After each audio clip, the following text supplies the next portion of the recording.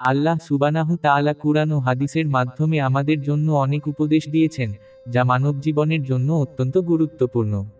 ভিডিওতে আল্লাহর 50টি গুরুত্বপূর্ণ উপদেশ তুলে ধরা হলো। আল্লাহর গুরুত্বপূর্ণ 50টি উপদেশ। তাওহীদ ও ঈমান সংক্রান্ত উপদেশ।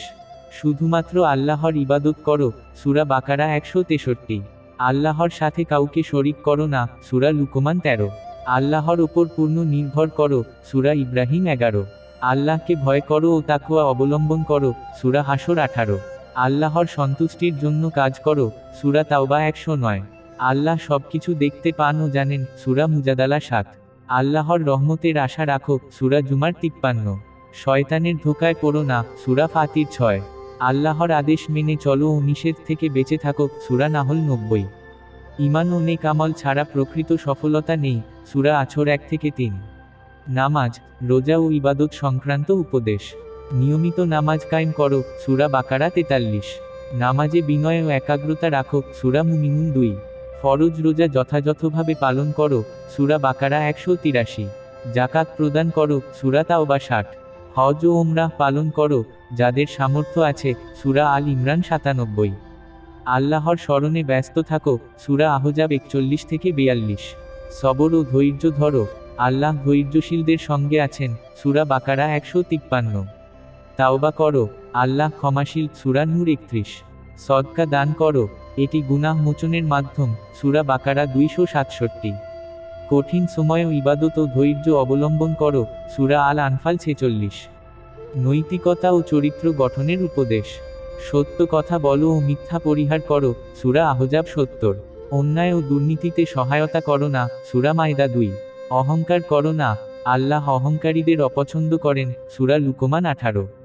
মাটিতে দম্ভভরে চলো না, সূরা বনী ইসরাঈল 37।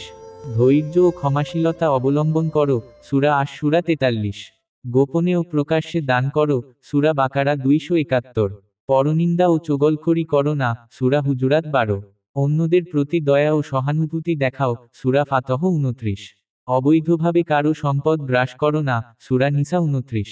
সততা ও ন্যায়বিচার বজায় রাখো, সূরা নিসা 58।